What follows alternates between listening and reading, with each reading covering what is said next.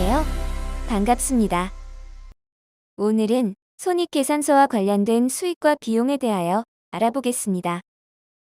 첫 번째, 수익 인식 기준. 수익과 비용은 발생 기준에 따라 인식하는 것을 원칙으로 합니다. 그리고 수익 인식 요건이 충족되는 시점에 수익으로 인식하는데 이를 실현주의라고 합니다. 수익으로 인식하기 위하여 다음의 조건을 충족하여야 하는데 1.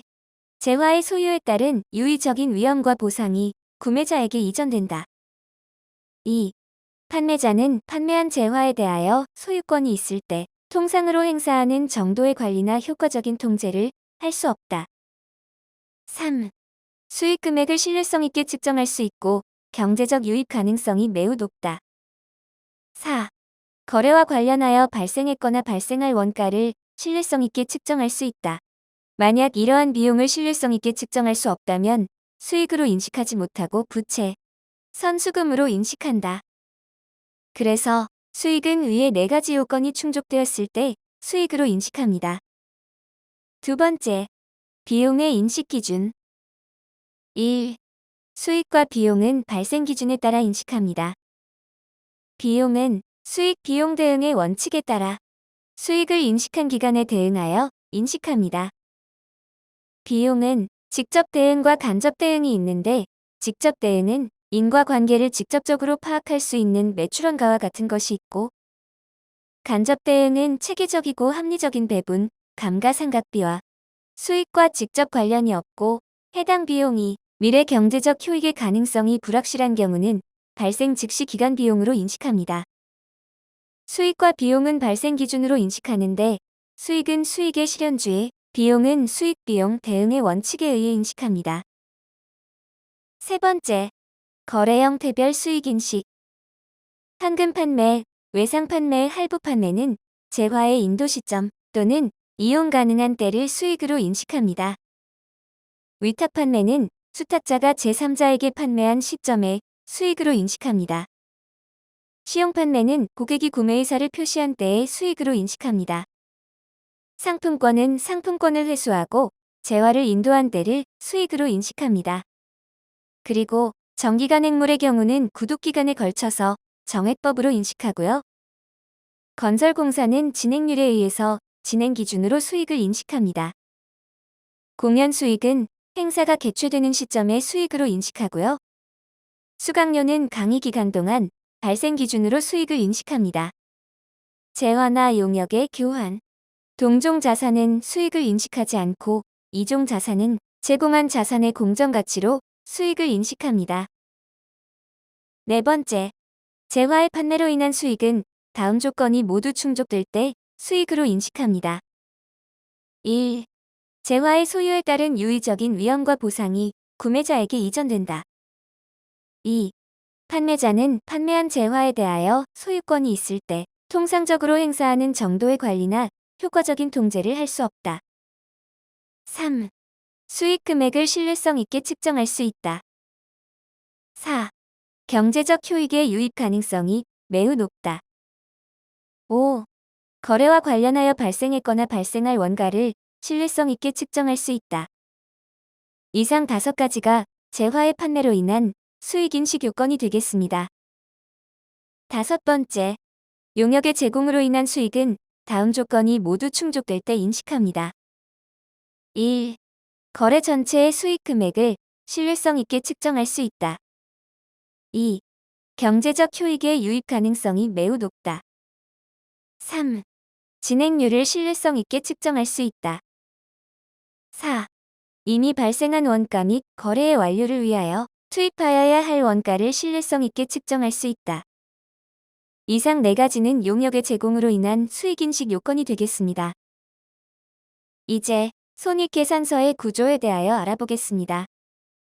매출, 총 매출액에서 매출애누리, 매출할인, 매출환입 3가지를 차감한 금액, 순매출액을 말합니다. 여기에서 매출원가를 차감하면 매출 총이익이 계산되고요. 판매나 관리를 위해 지출한 비용, 판매관리비를 차감하면 영업이익, 일에서 번 돈이 계산됩니다. 영업과 관련 없는 이익을 영업 외수익이라 하는데 이자 수익, 배당금 수익, 유형자산 처분이익, 자비익 등이 있고요. 영업의 비용은 이자 비용, 기부금, 유형자산 처분 손실, 잡손실 등이 있습니다. 그러면 법인세 차감 전 순이익이 계산되고요. 여기에서 법인세 등을 차감하면 당기순이익이 계산됩니다. 손익계산서의 순서는 꼭 외우셔야 합니다. 지금까지 배운 수익과 비용에 대한 예제 문제를 같이 풀어보겠습니다. 문제 1번. 수익에 대한 다음 설명 중 잘못된 것은 1. 수익은 재화의 판매, 용역의 제공이나 자산의 사용에 대하여 받았거나 또는 받을 대가의 공정가치로 측정한다.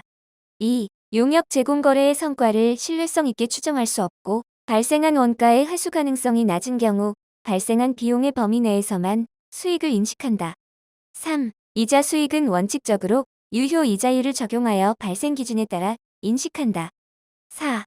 성격과 가치가 유사한 재화나 용역 간의 교환은 수익을 발생시키는 거래로 보지 않는다. 용역 제공 거래의 성과를 신뢰성 있게 추정할 수 없다면 발생한 비용의 범위 내에서 회수 가능한 금액만을 수익으로 인식합니다. 하지만 회수 가능성조차 낮다면 수익을 인식하지 않고 발생한 원가만 비용으로 인식하여야 합니다. 2번이 잘못된 설명이 되겠습니다. 문제 2번. 다음 중 손익계산서에 반영될 영업이익에 영향을 미치지 않는 경우는 1. 무형자산으로 인식하고 있는 개발비에 대한 상각비의 인식. 2.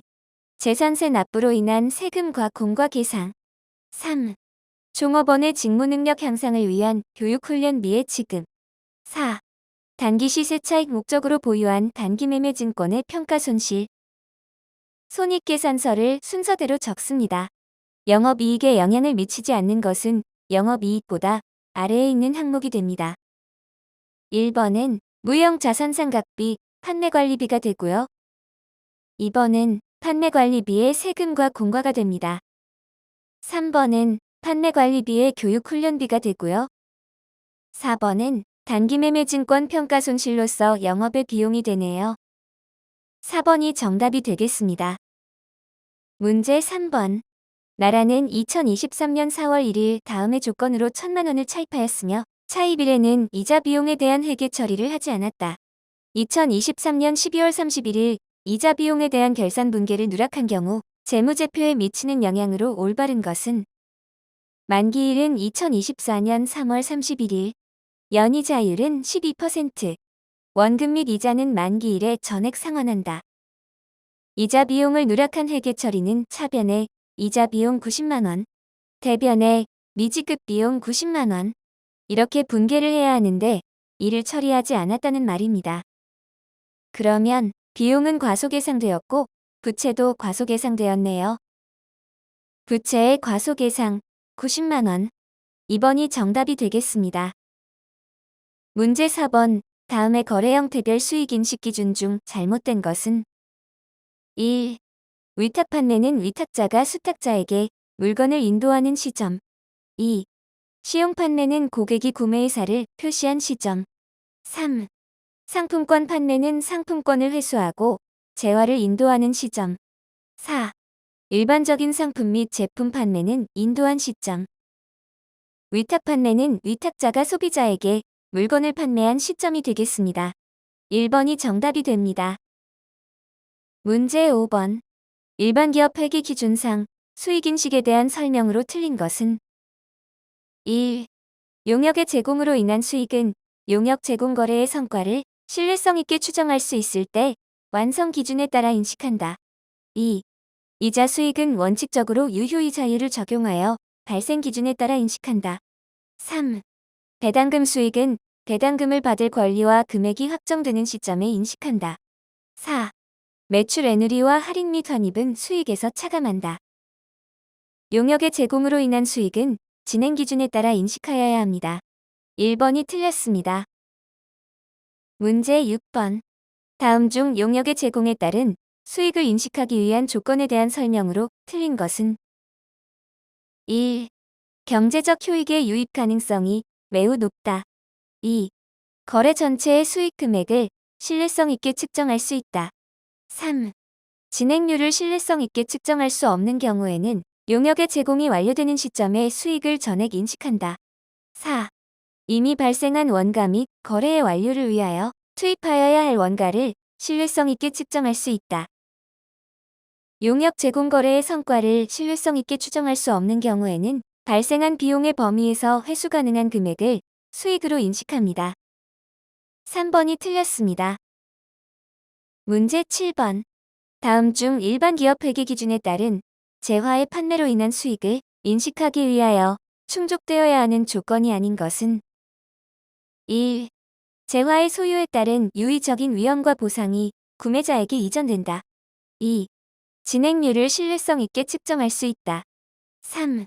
경제적 효익의 유입 가능성이 매우 높다. 4. 수익 금액을 신뢰성 있게 측정할 수 있다. 진행률을 신뢰성 있게 측정할 수 있다는 것은 용역의 제공 인식 요건이 되겠습니다. 2번이 정답입니다. 문제 8번. 기부금을 영업외 비용이 아닌 판매비와 관리비로 회계 처리한 경우 나타나는 현상으로 틀린 것은 1. 매출 총이익은 불변이다. 2. 영업이익은 불변이다. 3. 법인세차 감전 순이익은 불변이다. 4. 매출원가는 불변이다. 기부금을 판매 관리비로 처리한 경우는 기부금이 감소하고 판매 관리비는 증가하고 그래서 영업이익은 감소하게 됩니다. 영업이익에 영향을 미치게 됩니다. 2번이 정답이 되겠습니다. 문제 9번. 다음 자료를 이용하여 영업이익을 구하시오. 매출액은 3천만 원, 매출원가는 2천만 원, 임원급여는 200만 원, 직원급여는 200만 원, 감가상각비는 80만 원, 접대비는 50만 원, 세금과 공과는 20만 원, 이자 수익은 10만 원, 이자 비용은 30만 원입니다. 손익계산서를 적고 해당하는 곳에 금액을 입력합니다. 매출에는 3천만 원, 매출원가는 2천만 원, 그러면 매출 총이익은 1천만 원이 됩니다. 판매 관리비에는 임원급여와 직원급여, 감가상각비, 접대비, 세금과 공과 5개를 더하면 550만 원이 되네요. 계산하면 영업이익은 450만 원이 되겠습니다. 문제 10번. 다음 중 손익계산서상 당기순 이익에 영향을 미치는 항목이 아닌 것은 1. 인건비 2. 건물감가 상각비 3. 기계장치 처분 손실 4. 자기주식 처분 손실. 자기주식 처분 손실은 자본 조정에 해당합니다. 4번이 정답이 되겠습니다. 오늘은 어떠셨어요? 수익과 비용, 손익계산서에 대하여 알아보았습니다. 수고하셨습니다.